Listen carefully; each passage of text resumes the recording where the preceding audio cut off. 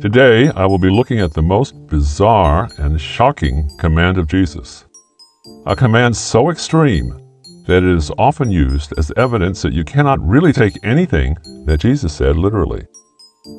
However, I am also going to show you that there is no other way that the command can be taken except literally. It makes perfect sense when we stop being shocked and when we listen rationally to what it is saying. The command comes from Matthew's Gospel, chapter 18, verses 8 and 9. If your hand or foot causes you to sin, chop it off and throw it away. You would be better off to go into life crippled or lame than to have 2 hands or 2 feet and be thrown into the fire that never goes out.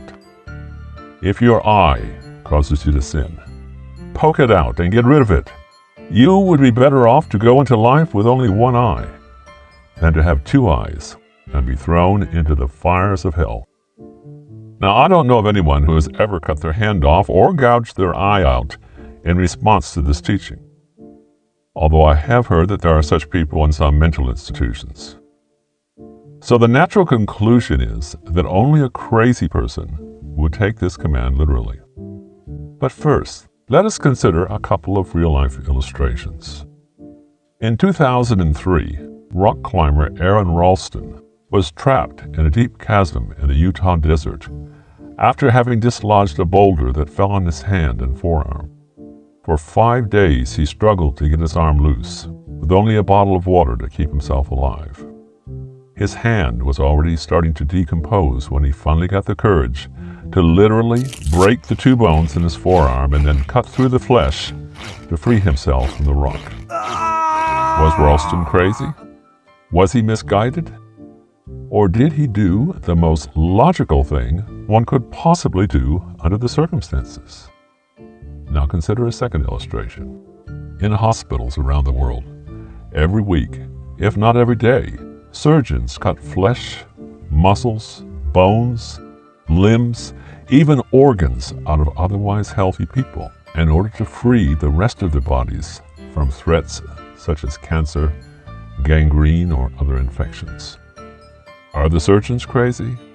Are they fanatics? Have they gone too far? Obviously, in both of these illustrations, what was done made perfect sense. What was done was extreme, but only when you ignore the greater severity of what would have happened if they had not cut away the offending body parts. You see, what Jesus said is only extreme when we leave out what it really means to live forever with Him or to be punished forever in hell.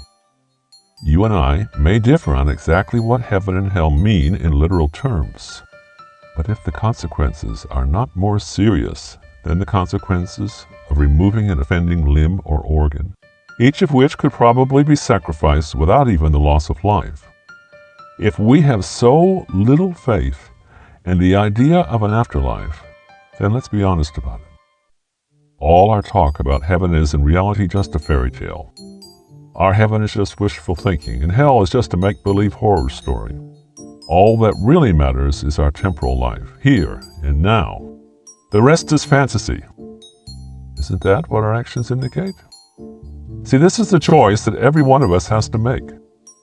We can pursue success, pleasure, popularity, comfort right now, possibly for as long as 80 or 90 years. Or we can risk it all on a far more wonderful life, forever with God. Which are you going to choose? You can't have it both ways. It's not the way Jesus taught it. Unless you really believe that there is a God, that Jesus is His Son, and that what Jesus said is the absolute truth as revealed to us by our Creator, you will always end up choosing the easier option. Now, let's take a closer look at what it would mean in practical terms if we were to take Jesus literally and what He said about cutting off our hand, our foot, or our eye if they cause us to sin. I once put a very sharp jackknife in my pocket with the intention of taking that command literally.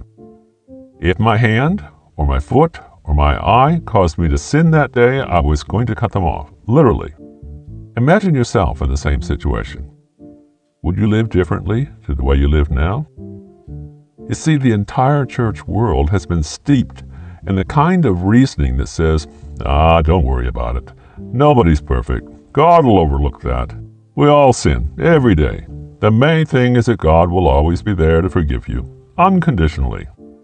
Well, it's true that no one's perfect, but you wouldn't believe how close to perfect you can get when you've got a pocket knife sitting there. When you're thinking about saying goodbye to your eye or your foot or your hand, you better believe I was totally on guard against any hint of sin for as long as that knife was there in my pocket. Now, as it happened, by the end of the day, I came to understand something else. It wasn't really my hand or my eye or my foot that was going to cause me to sin. It was my heart. My lackadaisical attitude towards sin in general. That's where the sinfulness comes from. What I really needed to do was to get a heart transplant, or perhaps a brain transplant. Just the thought of losing an organ as a result of a single sin was enough to change my thinking about sin. I could see that in God's eyes, sin is not to be trifled with. I was transformed through the renewing of my mind, and it all came from taking Jesus seriously with this one shocking command. These days, I don't carry a pocket knife around with me anymore, but I probably should, because I have so often forgotten a lesson I learned that day, and I have slipped back into a slack attitude toward selfishness, toward impatience, toward pride. Can you see what I'm saying about this command of Jesus? He wants us to take drastic steps to stop ourselves from sinning, even to the point of cutting off a limb or gouging out an eyeball if necessary. It's a wonderful command, and one that needs to be taken more seriously by virtually all of us. You wouldn't believe some of the dumb arguments that people give in response to the various teachings that have been covered in these videos. What those arguments show, more than anything else, is that these people don't give a flip about what Jesus says or thinks. For all their religiosity and self-righteousness, they come across more as atheists, as though Jesus never existed and his teachings are nothing but rubbish. They think that if they can just find something wrong with me, it will make the truth go away. You're not very loving, they say. You're probably not even doing those things yourself. Things were different in Jesus' time. My pastor says that the Greek means something different to what the translators said it means. You know, that kind of stuff. Do you realize, people, what the issues are here?